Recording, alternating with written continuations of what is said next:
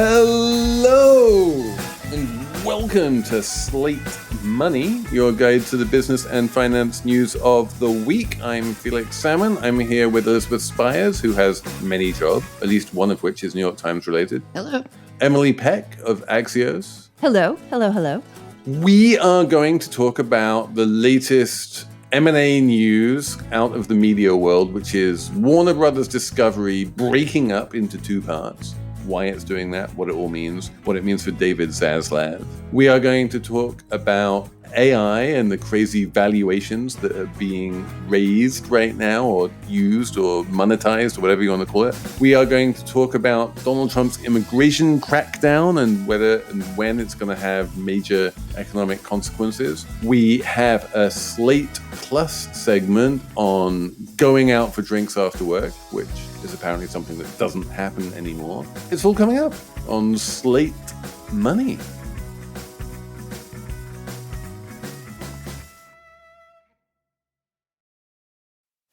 This podcast is brought to you by Progressive Insurance. Do you ever find yourself playing the budgeting game?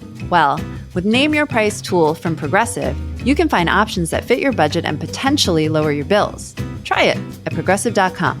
Progressive Casualty Insurance Company and Affiliates. Price and coverage match limited by state law. Not available in all states.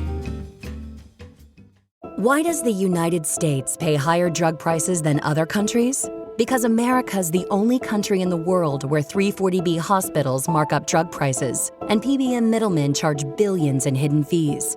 Meanwhile, Americans subsidize the research and development for new cures. Other countries benefit, but don't pay their fair share. Crack down on the middlemen. End the free riding. Lower drug prices. Go to balancethescales.org to learn more. Paid for by Pharma. We get accused every so often of being navel gazers in the media who only like to talk about the media. So let's give those haters more ammunition, shall we?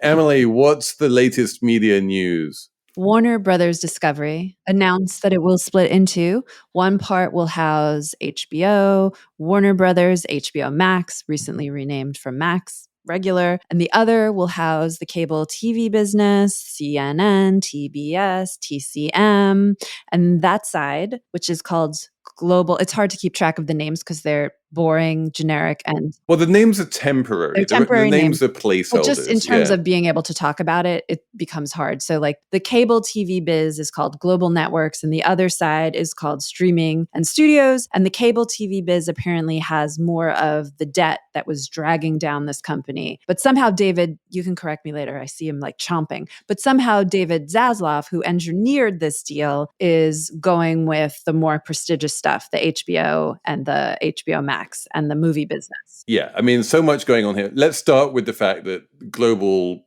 networks? Is that what it's called? It's impossible. Yeah. Let's go back to, 2 years ago? Yes. When this weird animal of a company was created. It was created by Discovery, which was run by David Zaslav, buying Warner Brothers, basically, from AT&T. And what happens now that the two get split up is that those two bits, after being the architect that brought those two pieces together, he is now the architect of breaking those two pieces apart.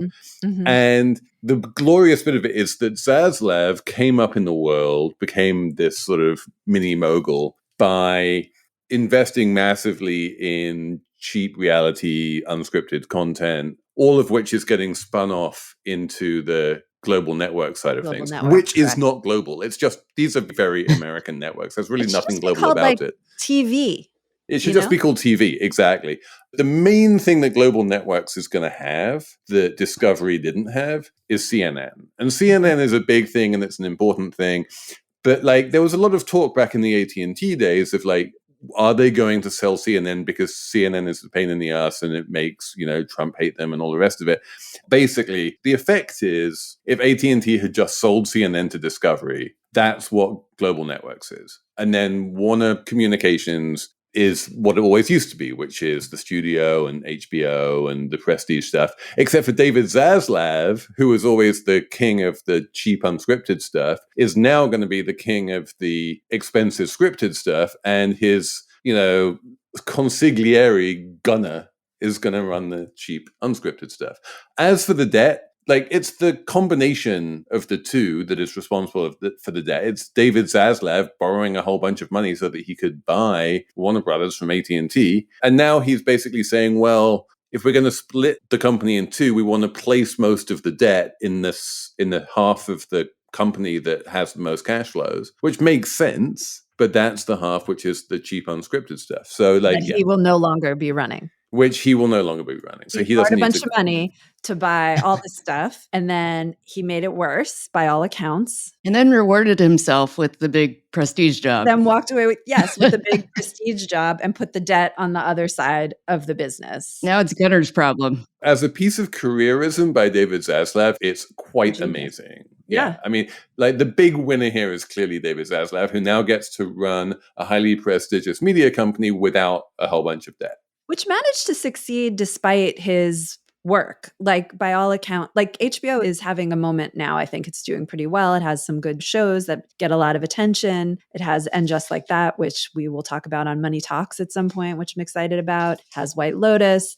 Max changed its name back to HBO Max. And every pundit looking at that was like, of course that happened. Of course it went back to HBO. That's what we all wanted, you know? It's like having this moment, despite David Zaslav, I think. Maybe you could argue because of him. I don't know how you could argue it. Maybe Elizabeth has. Well, the optics of what he's doing are kind of astonishing too. You know, he has incredibly high compensation, and this has been a source of consternation within the company. But he did things like TNT no longer has the NBA. Now it's franchised by ESPN. And he was criticized heavily for that because he was on record saying, you know, we don't need the NBA. And then showing up courtside at big NBA games surrounded by other Hollywood moguls. And it's just the extent to which he's sort of gotten away with all this and he's coming out on top is surprising. I will defend TNT giving up the NBA. Yeah. Like, TNT is a small, also ran network, and there's just no way that it could afford to pay for the NBA. And the NBA rights wound up going to television channels and streamers and whatnot that could better afford to pay for them. As we know, there was a huge amount of debt on this company once it was merged. And so there was just a lot of cost cutting. As you said, there were a bunch of layoffs. You know, there was a load of different ways that they tried to cut costs. And the NBA contract at TNT was very expensive and they couldn't afford to renew it. I think that was a perfectly reasonable decision to make. Once they made that decision, then the value of TNT plunged. We know this, but, you know, it's better having a low value TNT than a negative value TNT, which is probably what it would be worth if it had to pay a fortune for NBA rights. Yeah, but couldn't you have shuffled it somewhere else? Like, give it to HBO or something. Make HBO even more premium or something. Well, yeah, I mean, I think that's right. I think that the dream, his ostensible dream beyond just like David Zaslav wanting to become powerful, was always that there were some synergies here between the Discovery properties and the Warner Brothers properties. And I think the lesson of this spin-off or demerger or whatever you want to split up, whatever you want to call it, is that there weren't any synergies. And that whole idea of, well, why don't we just take these NBA rights and give them to some other bit of the company that can better, you know, make them prestige or whatever. None of that was ever possible. And yeah, I think this, in a weird way, the unbundling here makes sense precisely because the synergies weren't there. One of his biggest ideas, really, Zaslav's biggest ideas, was that people would subscribe to Max not just for the White Lotus, but also for Dr. Pimple Popper. Right. And it turned out that, like, there were just as many people are going to subscribe to HBO Max without Dr. Pimple Popper as subscribe to Max with Dr. Pimple Popper. And so adding Dr. Pimple Popper to the mix not only devalued the mix, but was also didn't help in terms of adding subscriptions. So that's why they're splitting up. Yeah, I mean, I think they wanted to be like another Netflix, a streaming network that had like just an abundance of content of all sorts, highbrow to low. But that's what Netflix already does. And YouTube even more so. YouTube is even more watch than Netflix, like on TVs right now. So there just wasn't a need for a third streaming service that did that. But there was and still is a need for like the prestige streamer of HBO. And one thing I will give him is that over its various iterations from HBO Max to back to HBO Max, it has financially been doing pretty well. Its EBITDA has been growing substantially. Its number of subscribers has been going up. Like, they're doing something right there. Mm-hmm. And historically, it was kind of one of the also-ran streamers. You know, people were like, well, there's Netflix, which is the big one, and then there's Amazon and all of the other ones like Max and Apple and Peacock. It was always that sort of second tier. But it's becoming more of a sort of base tier thing that people just feel they need to have. Well, unlike some of the other streamers, you know, they never really abandoned their in-house studio stuff. And, you know, Netflix sort of transitioned over time to investing less into stuff that they were producing in-house and licensing foreign films and then just, you know, putting them on the service as Netflix productions. But HBO, you know, never really did that. They never moved into just becoming a syndicator for films made out of house. They have always done prestige TV. They've been more about TV anyway, but yeah, they have their in-house studio, obviously, which is Warner Brothers, just like Disney has all of the Disney movies, and that's why Disney is really top tier, right? So Netflix, Disney, possibly Amazon, but Netflix and Disney are still top tier. Max isn't quite there yet. But Disney has a studio. I believe that if you look at the amount of money that Netflix spends on creating its own content, it's still vastly higher than Max does, you know, than Warner Brothers does, even if you include the cost of running the studio.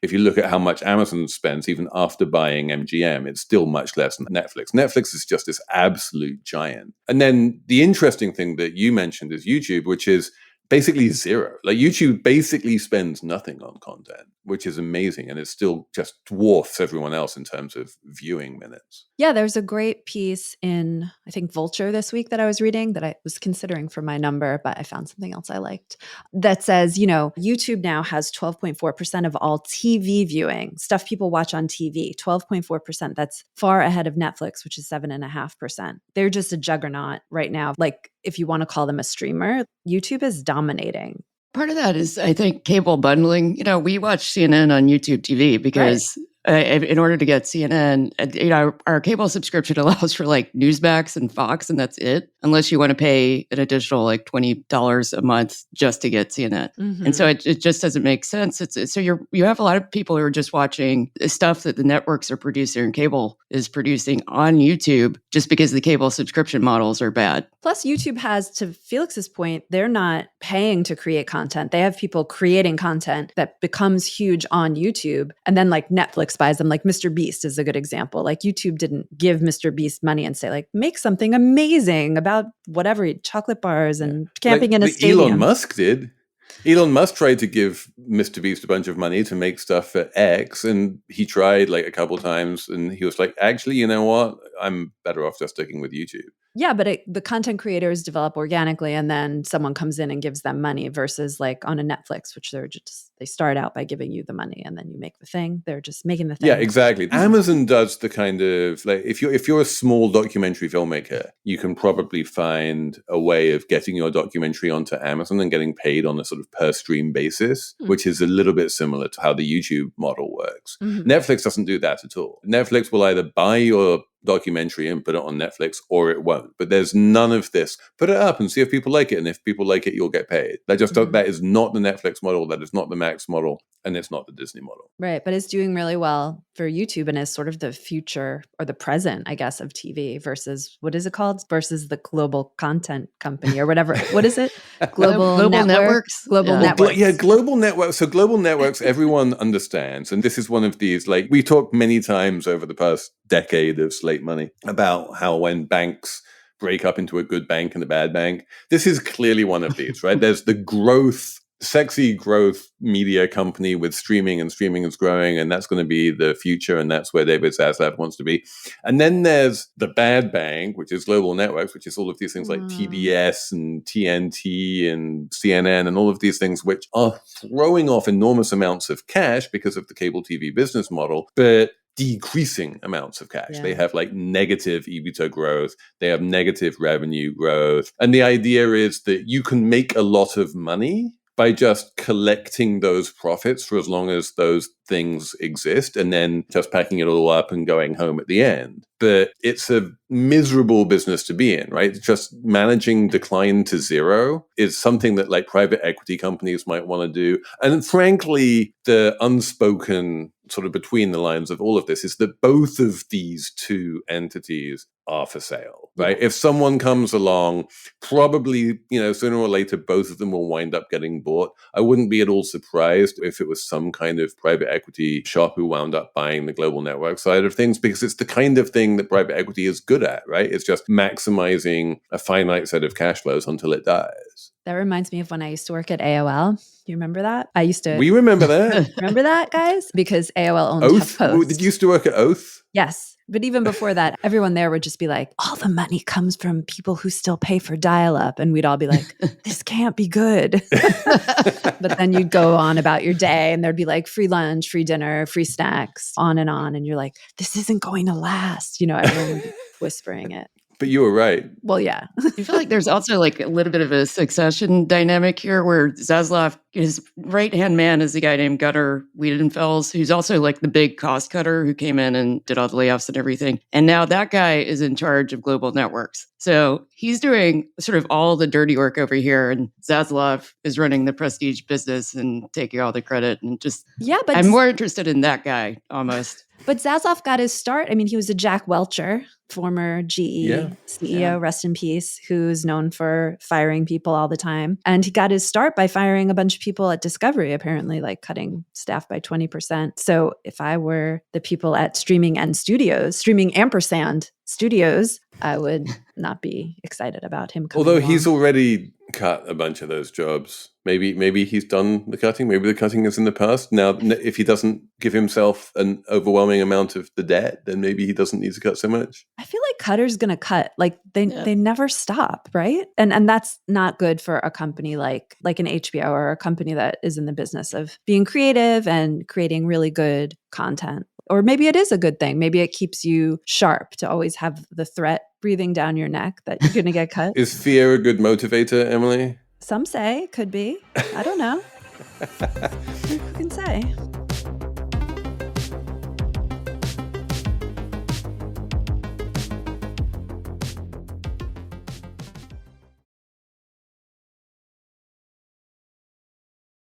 This message is brought to you by Apple Card. You earn up to 3% daily cash back on every purchase without limits. Visit apple.co/card calculator to see how much you can earn. Subject to credit approval. Apple Card issued by Goldman Sachs Bank USA, Salt Lake City branch. Terms and more at applecard.com. Okay, this is a money show, and Elizabeth, I have to ask you, because you have a long and gloried career as a personal finance columnist. Do you actually have a personal finance strategy? Do you have a thing, an organization, something that you fit your life into and that makes you financially healthier? I have some very minor strategies, and one is just anything that I can set and forget, where I budget, and then I know how much is coming out of my account. I know kind of what's going toward what savings plan, and I don't have to think about it. If it's not taking up room in my brain, I cannot make bad decisions around it, is my theory. So that's the big thing that works for me. How about you, Emily? Well, my strategy for healthy financial lifestyle is to have money. I find that compared to when I made very little money, things don't go as wrong in my financial life anymore. Like when I was 25 and I only made, I think it was like $300 a week, I was always running out of money and I never had it for food or to pay the bills. But now I make more money and lo and behold, I can buy food and pay the bills. So that's my number one strategy. Hashtag pro tip. So pro tip, make more money. And then my second tip, I guess, is kind of following on what Elizabeth said, is to have some kind of budget. So you sort of like set aside money. Do you have some kind of budget? Yeah, we have a budget. And we have like, buckets devoted to certain things. So when something goes wrong, and when you own a home, something's always going wrong, you can at least say like, okay, we're going to pay for this out of the amount of money we have set aside to pay for when something goes wrong. Congratulations. That's Thank you so much. Very grown up of you. It is pretty grown up. Slate Money is brought to you by Charles Schwab. Decisions made in Washington can affect your portfolio every day. But what policy changes should investors be watching? Listen to Washington Wise, an original podcast for investors from Charles Schwab, to hear the stories making news in Washington right now. Host Mike Townsend, Charles Schwab's managing director for legislative and regulatory affairs, takes a nonpartisan look at the stories that matter most to investors, including policy initiatives for retirement savings, taxes, and trade, inflation concerns, the Federal Reserve, and how regulatory developments can affect companies, sectors, and even the entire market. Mike and his guests offer their perspective on how policy changes could affect what you do with your portfolio. Download the latest episode and follow at schwab.com/WashingtonWise or wherever you listen. I feel like this is a good segue to the AI news of the week. We had a viral blog post from Sam Altman of OpenAI this week where he was like, don't worry about the singularity. Don't worry about superintelligence. It's all going to be fine because suddenly anyone with a good idea is going to become successful because the cost of implementing that idea is going to go to zero. And the good idea, it wasn't entirely coherent, but in any case, there's a lot of excitement about AI, which is now getting eye-popping valuations. And I'm just going to throw out 3 data points here. The first one is OpenAI buying IO, which was Johnny Ive's like 1-year-old company where he's like, I think I want to do something with AI, and saying, okay, like we'll pay you $6 billion for that. And that was very much a kind of acqui-hire of Johnny Ive, who's clearly worth billions of dollars as an employee. We had another acqui-hire of Alexander Wang, who is this chap who founded Scale AI. Basically, what seems to be happening, it's a bit complicated, but Meta, Mark Zuckerberg's shop, is buying 49% of Scale AI for $15 billion, which is just a massive amount of money. What Scale AI does is it just gets humans in poor countries to sit at computers and click on things and train the robots. But apparently that is now worth $30 billion, except for it isn't, because really they're not buying the 49% of Scale AI so much as they're buying Alexander Wang, who is coming to Meta to lead something or other and leaving Scale AI behind, basically to be run by, I don't know, his number 2 or something like that. And we are seeing, and apparently, Meta is offering 9-figure packages to other AI scientists. Yeah, that's like $100 million a year. We saw like previous acqui-hires, like the Inflection one and the Complicity one. Top AI scientists, when they get acqui-hired, can be worth literally billions of dollars. And the valuations of AI companies, and this is the third data point I'm going to throw out here, is XAI, which is Elon Musk's AI company, which owns X, that used to be called Twitter. It's apparently trying to raise equity at a valuation of somewhere in the range of $135 billion to $200 billion, which when he merged the two companies, when he merged XAI and X, he said, well, this values X at $33 billion or something. And everyone was like, no, it doesn't. You're just swapping paper for paper. And it's like, there's no valuation there at all. But if he manages to do this and raises this equity, then it really does ratify that valuation. And again, you're like, how is a company that does nothing but lose money and has, as far as they can make out, almost no revenues beyond like the trickle of revenues that still come into Twitter? Like, how is that worth $200 billion? But there's just insane quantities of like valuation crazy going on. Yeah, I think, some of it's the market, but how much of this is still people betting on Elon? The logic behind putting that much money into Twitter originally was just like, well, we're not betting on Twitter as a business model. We're just looking at the overall value of putting Musk into Twitter. So does he still have that? Yeah, but it's not just Elon. That's my point. It's Elon and it's Johnny Ive and it's Alexander Wang. And it's like all of these guys seem to, I don't know, like, is it AI? Is it like the people? What is it? Yeah, it's AI. AI has got everyone in this frenzy of delusion, I think. Like, yes, AI is important. And Axios, we ran a chart showing the adoption of ChatGPT over the past, 2 years since it was first released to the public. And lots of people use ChatGPT, and you could see in the future it overtakes Google. And that's like a very big deal. That would be enormously lucrative for that company, and it would be a big win for AI. But there seems to be this just like mass hysteria in the tech world over artificial intelligence. Just like the hype machine around it is like it's like off the scale. It's like up to 11 in the Spinal Tap lingo. Like, it's driving insane valuations. I mean, we all lived through the dot-com boom. It really feels the same to me. And like, the dot-com boom wasn't wrong. Like, in the end, Google emerged, Amazon emerged, really big, lucrative companies emerged out of that. But there was a lot of rubble and a lot of lost money and a lot of like, in hindsight, what were we thinking putting so much money into the company with the hand puppet? And I feel like we'll have that same cycle probably play out here too, you know? If you remember, I worked for a .com during .com boom 1.0, and there was a phase where you could just take any business and append .com to it, and it was considered a separate company and also valued like a tech company, even if it wasn't. And it seems like that's what's happening here, because Scale AI doesn't have like some great AI model or anything. It's like literally a data labeling service. It's not really like a tech company in any meaningful sense, but because it's Scale AI and it's sort of adjacent to companies that do produce AI, it's, being valued the way that it is. To be fair, they claim to be an AI company as well as a data labeling company, but the revenues are overwhelmingly data labeling. They just rely, like you said, on cheap labor around the world to clean up AI. That's the data labeling part. But that's where they make their money, right? That's where they make their money. Exploiting cheap labor and then being like, isn't AI amazing? But like, is that not a little bit better than being Grok and just not making any money at all and being worth $200 billion?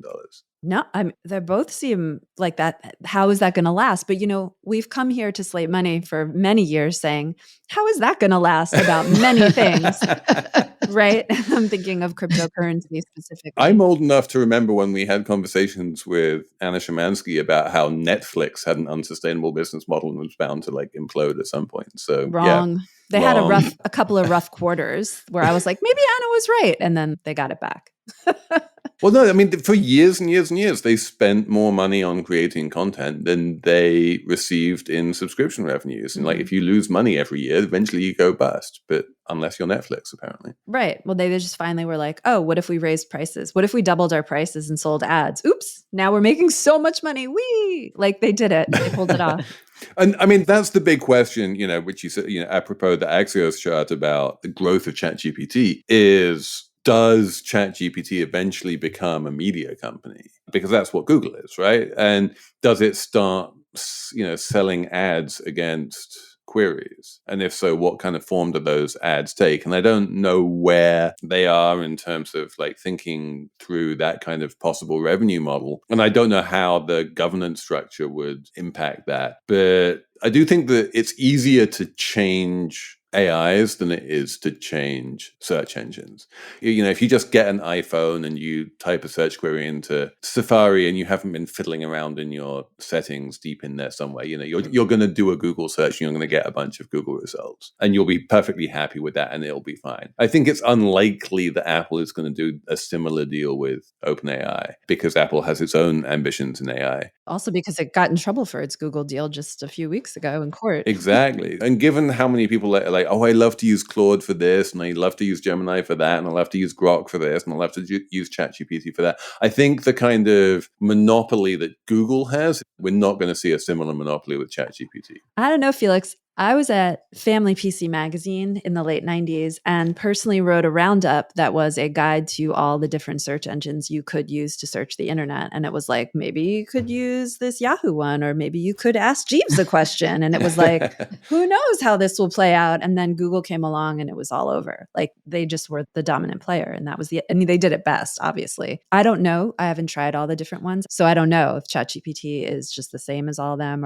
but this is America. And like, in the end, one company typically tends to dominate the space. Well, there are different models for different things that are really specialized. But I think if we're just talking about search, there probably will be a dominant. Well, search is an interesting concept. Like, search was never really a thing until search engines came along. And then search engines came along and people were like, well, when you use a search engine, what you're doing is you're doing this thing called search. And so search became defined as basically whatever people do when they type a query into Google. People just want to know things, is I think what people mostly mean by search. But with ChatGPT, yeah, you can ask ChatGPT a question and it will give you an answer. And that feels search-ish. Just as like if you type a question into the search bar in Google now, like you will get an answer, a Gemini answer at the top of the results, which either will or won't be reliable.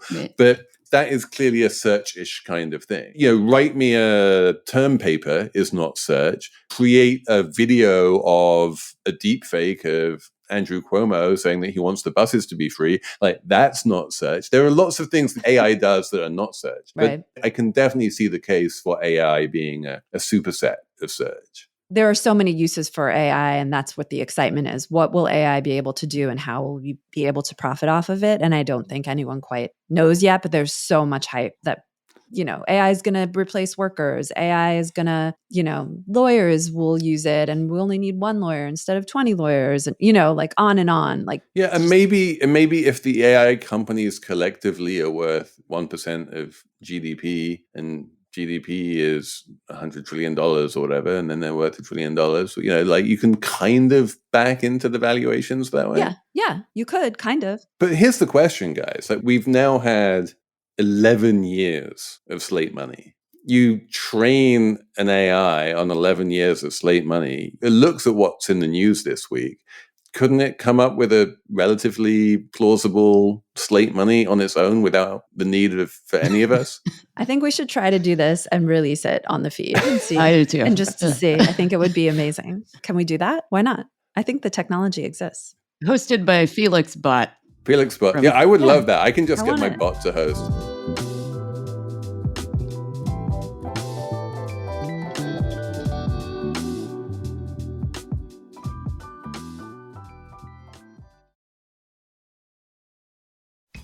This message is brought to you by Apple Card. Picture this.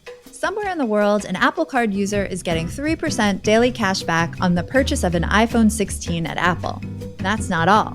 They also earn 2% back on the new shoes they bought using Apple Pay. Visit apple.co/card calculator and see how much daily cash back you can earn. Subject to credit approval. Apple Card issued by Goldman Sachs Bank USA, Salt Lake City branch. Terms and more at applecard.com. Slate Money is sponsored this week by OpenPhone. If you're running a business, you know every customer conversion matters. Whether you're a one-person operation or whether you have a large team that needs better collaboration tools, OpenPhone is the #1 business phone system that streamlines and scales your customer communications. It works through an app on your phone or your computer. Your team can share one phone number and collaborate on those calls coming in from customers and even the texts that customers send. It's like a shared inbox. And OpenPhone's AI agent can be set up in minutes to handle calls after hours, answer questions, and capture leads so you never miss a customer. OpenPhone is offering Slate Money listeners 20% off the first 6 months at openphone.com/slatemoney. That's openphone.com/slatemoney. And if you have existing numbers with another service, OpenPhone will port them over at no extra charge. OpenPhone. No missed calls, no missed customers.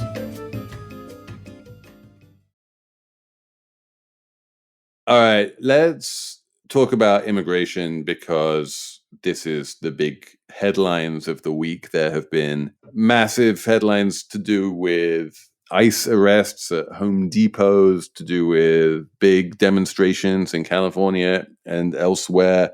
Clearly, the administration is making a concerted effort to be very visible in terms of trying to arrest as many undocumented workers as it can find and trying to be as sort of visibly how to put this? Fascist. Well, not anti-fascist, quite the opposite. Visibly fascist. Anti-protester, anti-anyone who's sympathetic to protesters.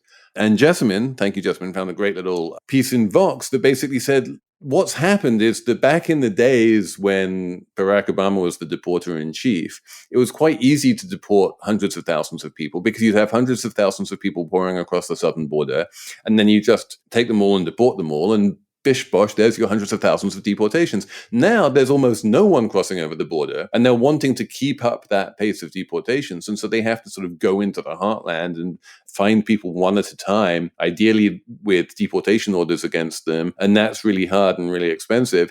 And you have this situation where you have a dozen highly paid ICE officers and State Department officials and FBI people trying to find a single alien with a deportation order. And that's just incredible. It's hard to scale. It's very noisy. It's very disruptive, and it makes a lot of people scared, and it's not very effective. And it's extremely expensive. I think I said that already. And so we're in this kind of zone of fear and noise right now that is, Emily, you found this story about how it's like affecting sales of Coca-Cola. Yes, right. Exactly, Felix. You say the Trump administration's actions aren't effective, but I mean, it depends what you're measuring in terms of effective. Well, I mean, by Stephen Miller's yardstick of like, can we get to 3,000 deportations a day? Like they seem to be running at about 800. Yeah. Ish. Yeah. So, but that is driving fear into the hearts of immigrants all around the country, undocumented or otherwise. And the Wall Street Journal reported this week that it is reducing sales at companies that have a lot of Hispanic or Latino consumers, including Coca-Cola, which saw its sales fall by 3% and attribute some of that. Now, companies are always trying to blame something or, on their falling sales. And sometimes it's true, sometimes it's not. But my friend at AlphaSense, which tracks earnings calls and things like that, has seen like an increase in consumer companies talking about Hispanic people, Hispanic consumers, and talking about immigration crackdowns because they're leading people to like hide, to not go out as much, to not spend as much money. First, because they're scared. Second, because they're just worried about even having money because they're worried about getting deported and arrested at work. So, I mean, it's not good for the economy to have a significant share of the population afraid. And it's not just undocumented people are afraid. It's like people who are here legally, who are maybe related to someone who is undocumented, people who are here legally, who look a certain way that's going to attract interest from ICE. ICE is moving really fast. They're going to make more mistakes also. So that it just... Yeah, all of these stories of them arresting US citizens. Yes. And plus, the number that really jumped out at me from your story was like the share of Hispanic shoppers at Walgreens had gone, or was it Walmart, somewhere like that, had gone down by like 10 percentage points. And you're like, wow, obviously most Hispanics in this country are American citizens. They ostensibly have nothing to worry about at all. And so there is this like insane chilling effect. People are wanting to save money either because they're not going into work anymore or because they want to save up should they eventually wind up in legal trouble. Is this going to have macroeconomic consequences? Like we've talked so much on this show about the way in which so many sectors of the economy, obviously agriculture and hospitality, but many others as well, are reliant on immigrant labor and often illegal immigrant labor. And Donald Trump came out this week and basically admitted this. He's like, yeah, we can't be just rounding up the people who've been hard workers for 25 years on farms and in hotels. That's not fair. Something's going to change. Not clear what's going to change.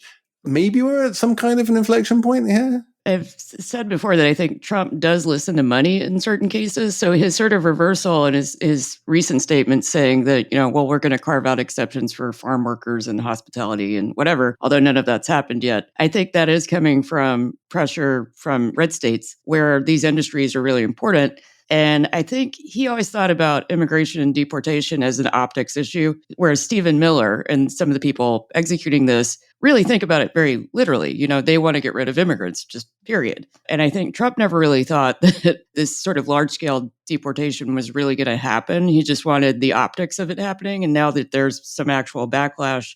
Another thing is that, you were talking about macro factors. There was a big labor force decline since March that people are attributing to immigration problems. But it's not because we're deporting so many people. It's because what you alluded to earlier, people have stopped coming in, and we're very reliant on new immigrants to, staff these industries. Right, because like so many of these jobs are very high turnover jobs. People don't stay in these jobs for 25 years, actually. I mean, maybe there are a few who do, but most don't. And especially the seasonal jobs, by definition, they don't. You know, if it's a seasonal hospitality job, it'll last for the summer and then it'll come to an end. And so you need to find a new person to fill that job next year. And if no one's crossing the border, if there is no immigration, then it's going to become much harder to fill those jobs, and the number of jobs is going to go down. And so, yeah, that's 100% happening. I mean, I don't know if this is a macro effect necessarily, but something I was doing some reporting on and hope to write about today it is the effect of the crackdown on white collar and professional workplaces, because those workplaces are now kind of afraid also. And there are all these, I think, millions of people here on sort of temporary status, temporary protected status, a lot from Venezuela and Haiti, who the Trump administration is now trying to get to kick out of the country. And a lot of these people have white collar professional jobs, and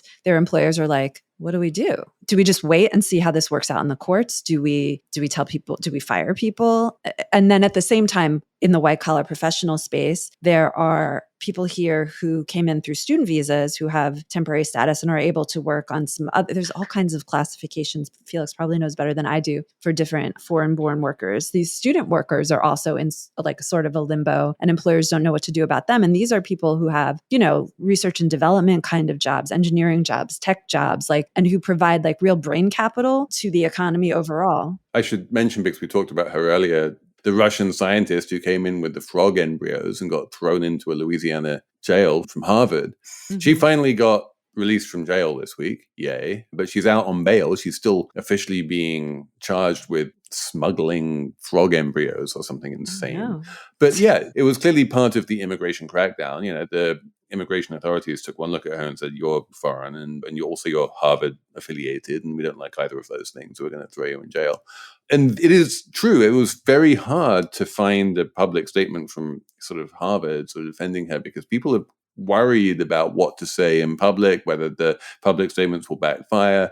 I'm not saying Harvard didn't do anything, but I'm saying that Harvard was careful about what it was doing behind the scenes versus what it was doing in public. And employers are in a tough situation, but I do think that so long as they are following the law, you know, so long as it is legal to employ people under TPS or on J1 visas or, you know, whatever it is, so long as they are legally employing these people, I don't think it's that hard for them. There's no reason for them to fire those people. Yeah, I just think it's just creating stress and would decrease the number of people that they hire going forward. Also, it would lower demand for foreign-born workers. Yeah, it's because they don't want to become targets. I think they become more conservative in terms of taking any risk of hiring people that are... But that won't have a macro. It's not even becoming a target. It's the risk of like losing the employee, right? If your employee doesn't turn up for work one day because they've been arrested, that's not good for you as the employer. You kind of needed that person to turn up for work. Yeah. So, yeah, I do think that the big picture macro effects, I think Elizabeth is right that we're beginning to see them. I think that, Emily, you're right that a lot of it is the lack of immigration more than it is the arrests and deportations, but both of them are pushing in the same direction. Whether it's going to be big enough to make a visible dent in sort of GDP growth, I think it will be, but it won't be a huge one. I'm thinking like less than 0.5 percentage point, but who knows? Everyone points to like the shutdown of immigration during 2020, which certainly contributed to the labor shortages we had in 2021.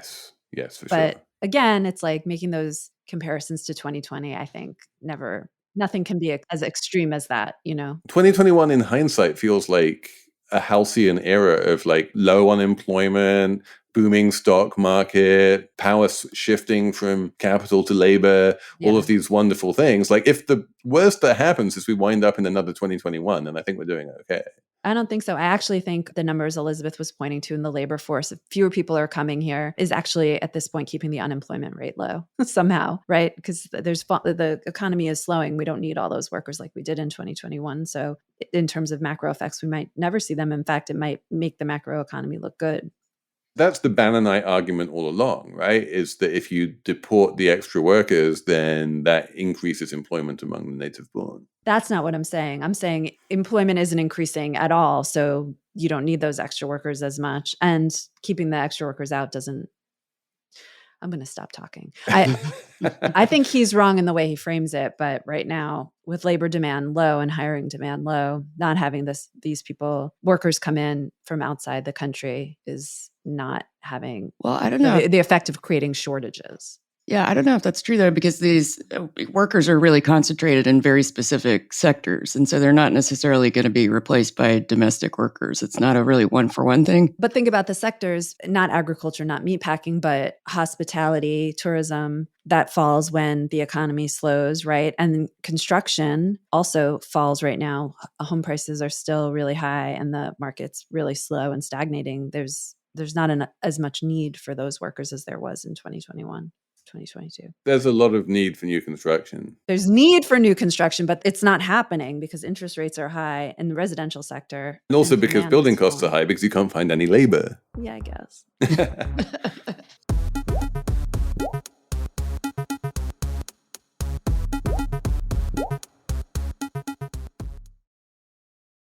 Anyway, we should have a numbers round. Emily, you mentioned that you had a number. What is it? I already said that number that I was going to use, but I have a different number. The number is 5, as in 5 things, as in tell me 5 things you did last week. The famous quest from that Doge request. Yeah, Yes. You wrote about that this week. Yes, I did. I still read Axios, even if I don't write it.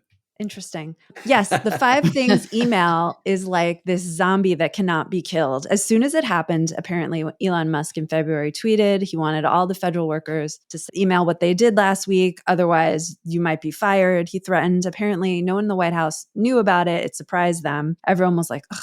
It was like maybe the first time everyone was on not liking the Elon Musk way.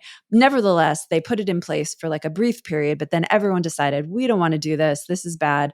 OPM, the White House HR people said, agencies, it's up to you whether or not you do this. Plenty of agencies stop doing this. But still, today in June, there are still workers in the federal government that every week go in, they write down the 5 things they do this week. I spoke to someone at Social Security who was like, everyone criticizes us and says we're lazy bureaucrats who do nothing and do meaningless tasks. Well, here is the meaningless task we do. And it was initiated by the guy who was supposed to have us stop doing the meaningless tasks. And it's just like, why? And then I spoke to someone at the Consumer Financial Protection Bureau, which has been like, wait, does that still exist? Well, there are still people working there, but they're not given work to do right now. And there's like a court fight over whether or not the agency can exist in Congress. House Republicans, Senate Republicans are trying to get rid of it altogether. But anyway, while they're still there, they were never told to stop doing it. But I did speak to one person there who was like, I have stopped doing it because every week I would just write, I didn't do anything this past week because I wasn't given any work.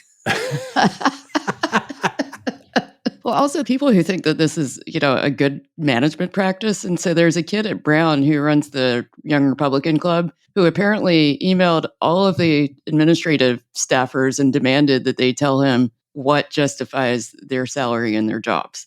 Oh, bless. He was like, my tuition is paying your salary. It's like, it felt very Stephen Miller-y. Yeah. I wrote about it that it was, I think I did anyway, or I pitched it. I don't even remember, but it's not a good management tactic. There are better ways to figure out what your staff is doing every week than forcing them to email about it. You could ask them. You could use AI. There's just a lot of other ways to go about doing that. You can measure results somehow. Good luck with that. My number is 257 million, which is an arts funding number. And let me just ask you two, Emily, Elizabeth, did you think that under Donald Trump, arts funding would go up? No. Well, 257 million is the number of dollars that the House of Representatives, a committee in the House, has proposed that should be allocated to the Kennedy Center this year, which is more than 5 times what it has ever received in previous years. Its entire operating budget last year was 269 million. So basically, its entire operating budget, minus like a sliver, they're saying we should just get from the federal government. Historically, the federal government provides about 16% of the funding for the Kennedy Center. But yeah, basically what happened is that Donald Trump came in and fired the entire board. He appointed himself chairman. He got rid of all of the woke programming. He turned up for a big fundraisery, Les Mis thing this week, last week, something like that. And so historically, most of the revenues of the Kennedy Center have come from either donations or ticket sales. And because there's no programming anymore, like there aren't any ticket sales, so what programming there is tends to be free, so there's no revenue from that. And the donations of all of the people who wanted to support the woke programming, obviously those have gone to zero because there is no woke programming anymore. And so, yeah, guess what? Now the Republicans are stepping in and saying, let's provide federal funding for Kennedy Center. Well, this is, conservatives are always willing to fund the arts as long as you're not talking about the kind of art that's created by liberal commie hippies. Which is all like art, all art. really. Yeah. Yes, there's Texas was trying to pass a tax exemption for movie studios to move to Texas, but their restraints were the stuff these Hollywood studios were going to make. It had to be not Christian in nature, but there was a sort of like G-rated gloss to all of it. It was like, no profanity, no, and it's like, well, that's 90% of Hollywood. So you're saying that like No Country for Old Men would not have got funding? No. Oh, well. Elizabeth, what's your number? My number is 9, and that's euros. And that's how much you can pay a one-time fee to use browser dating, which is a dating service that matches you based on your browser history and your last 5,000 searches. What? That's not real. It is real. It's the developer is a guy named Dries de Porter. He's Belgian. And so far, fewer than 1,000 people have signed up for this. Wait, that's amazing because your browsing history is like the real you. Yeah. Well, that's his theory. It's like they're matching like the But real the person you you match with presumably doesn't get to see your browser history. They just know that there's some algorithm. The algorithm just determines that this person is just as twisted as you are, and so you might be a good match. Wait, I love that. I mean, it's kind of genius. Brilliant. And it's not like €9 a week that it would be if it was American. It's a one-time €9 fee. And then go Belgian guy. I love it. It's terrifying and dystopian, but also amazing. Wait, what's the name of the service? Browser dating. Browser dating. Okay. They could do a better name probably, but I'll allow it. We should ask ChatGPT for a better name. On it.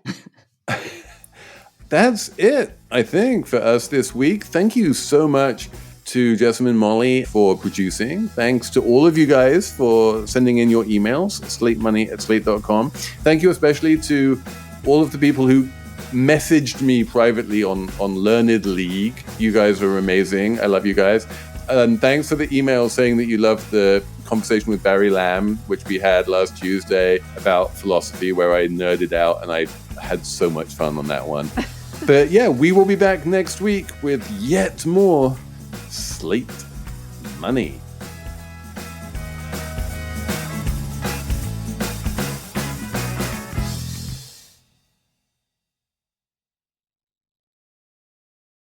Whether you're serving now or have served, American Public University provides education at a pace and price that fit your life. Special rates and grants are available for you and your family. Learn more at apu.apus.edu/military.